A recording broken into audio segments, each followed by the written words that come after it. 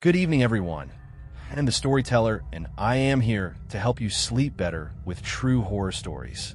Before we begin, make sure to subscribe to the channel and like my video. I would love to know where you are from and what time you're watching this video. So please leave a comment to let me know, and I will draw from that experience to tell even better stories. When you are ready, feel free to relax.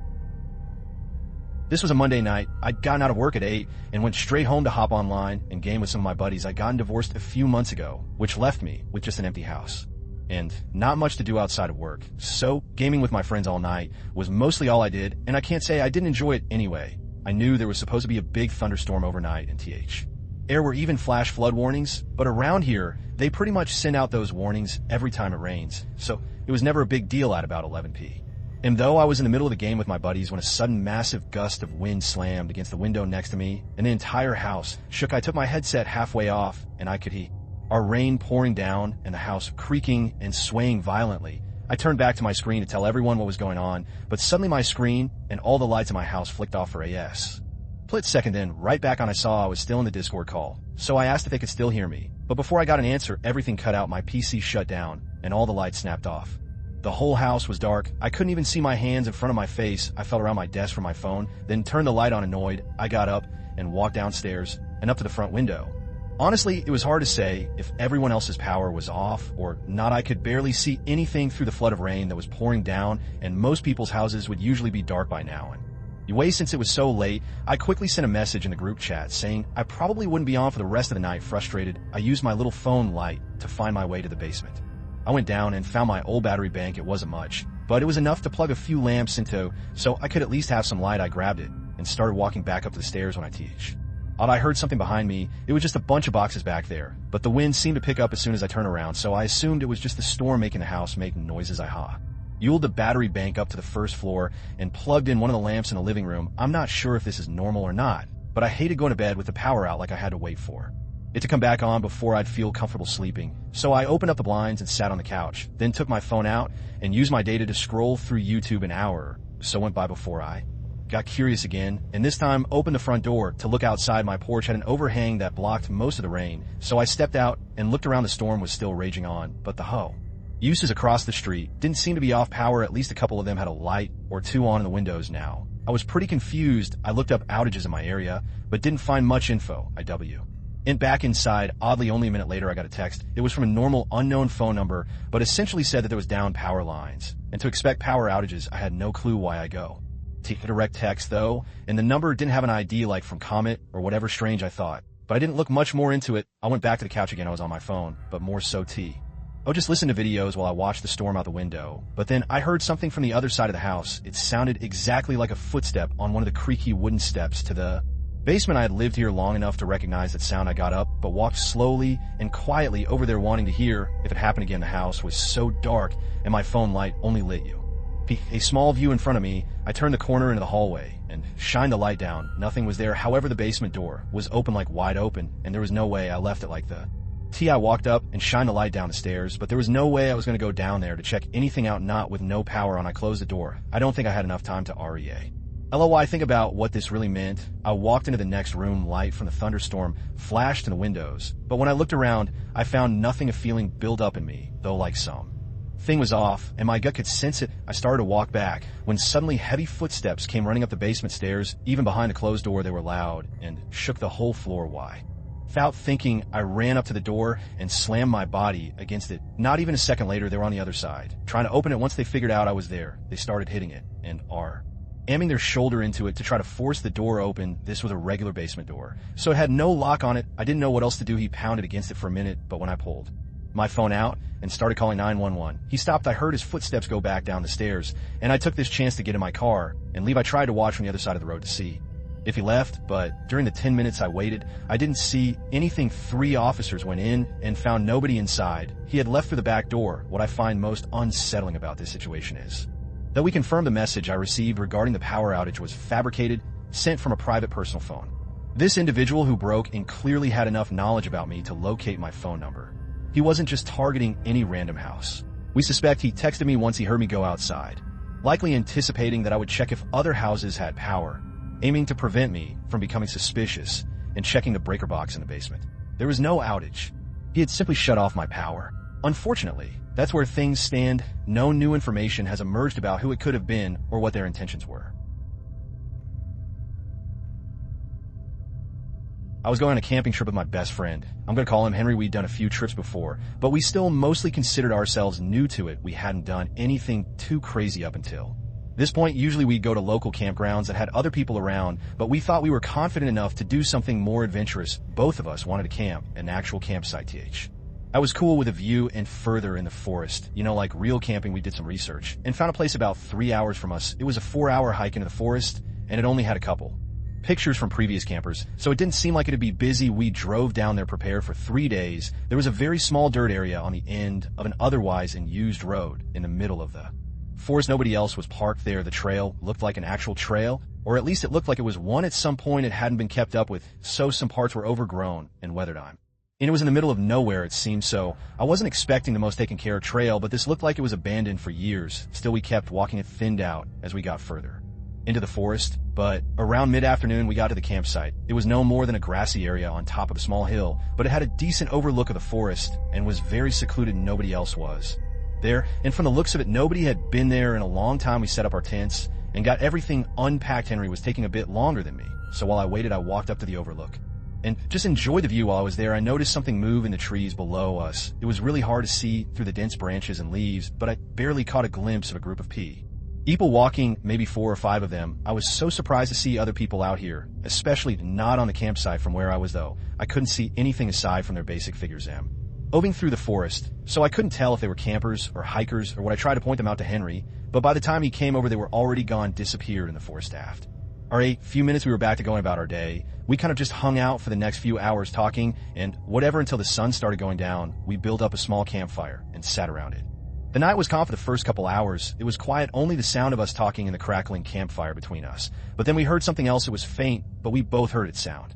Like voices, multiple, talking back and forth. We couldn't tell what they were saying, or even if they were speaking our language. It was coming from way out in the trees, though, which made it really Epi Henry, and I didn't know what to do, so we just listened for a bit, but the voices didn't seem to move. They stayed in the same spot out there until they suddenly went quiet. The next minute or so was really unnerving. We didn't hear the voices fade out or leave. They just stopped like they were still right out there. Then there were footsteps, just one set, walking toward us. A few seconds later, a man came out of the dark and into the light of our campfire. He had a distinct red baseball cap and longish wavy black hair. His smile was wide as he walked up to us. Either of you know where the trail is, AR? Out here, I've been looking for a while, I replied with a simple, yeah, gesturing towards the trail ahead. However, when he remained silent and didn't move, I inquired whether the others out there were accompanying him. His expression dropped for a moment, but then he smiled again and turned to follow my gaze. I didn't realize there were others out here.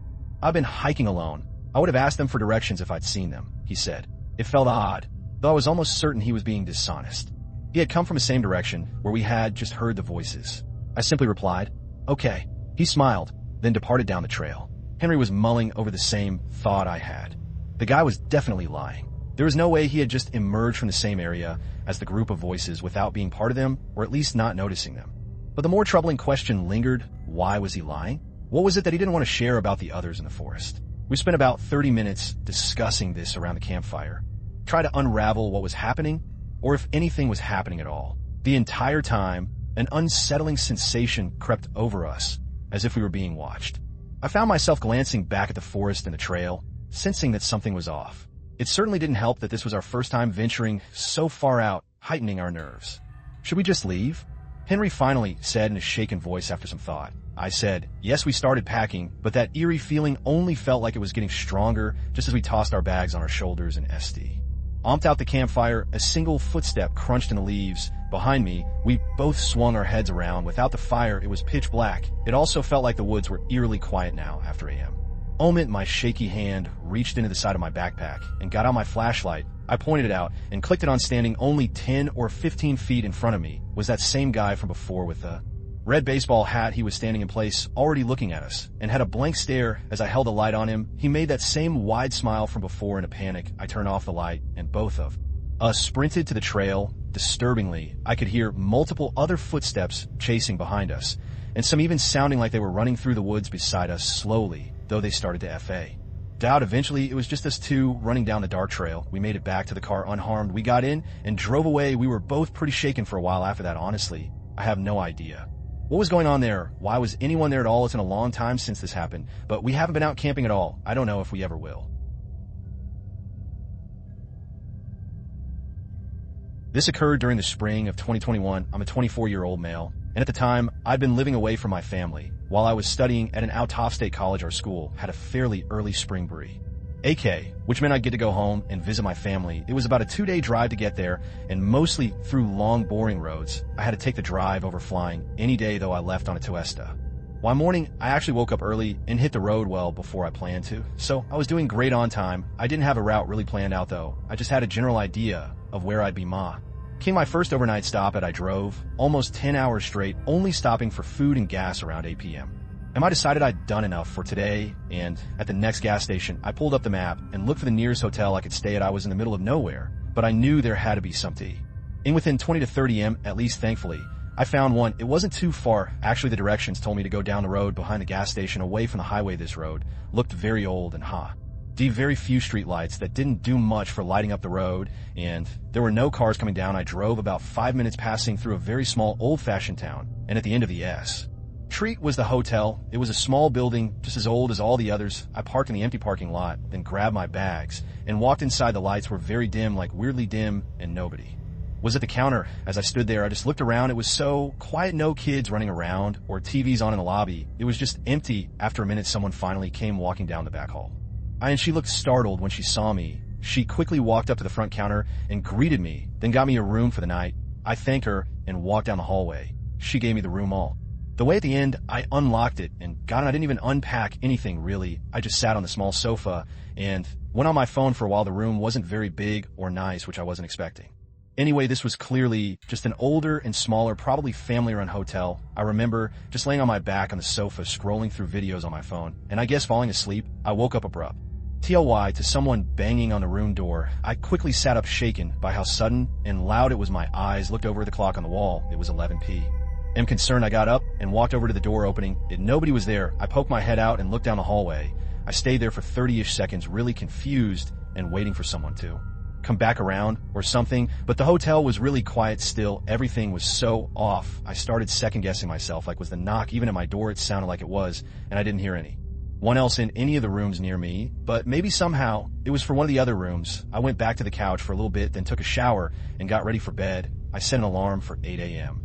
and fell asleep. I really wanted to sleep good tonight because, for one, I was really tired, and two, I had another long drive ahead of me. However, I woke up again in the middle of the night to someone banging on the door. I jumped up again, and this time I hurried up to the door. The whole room was dark, and I could only see the sliver of light coming out from under the door. I swung it open, but nobody was there again. I did the same thing, looking down the hall and listening. After a minute, I decided that this was too strange to not investigate a little further. Tiredly, I walked down the hallway into the front desk. It was just as dark and quiet as it was when I first arrived here. The woman was still at the desk, though.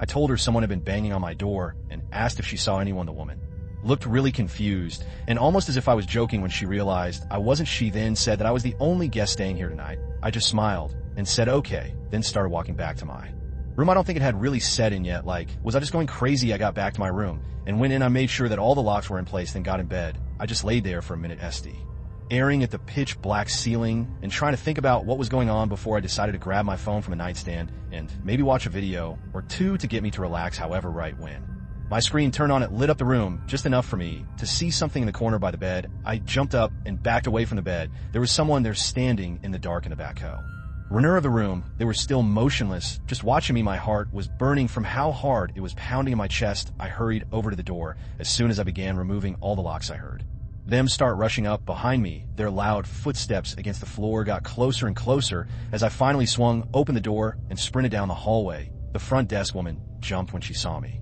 but her eyes quickly darted past me. The man was running up behind me. She started calling 911, but just when the guy got into the lobby, he sprinted out the door. He didn't get into a car or anything. He just ran off. The woman explained that she had no idea who that was and that he should not have been inside the hotel again, saying that I was the only guest checked in for the night. Police came and did a rather quick investigation. The hotel only had 2 working cameras, one in the lobby and one outside, so it wasn't all that useful. The only thing we know is that the man definitely slipped into my room While I was asking the woman about the knocking, we don't know what he wanted from me, or why he was even there at all. I got my things and left that night, obviously not wanting to stay any longer.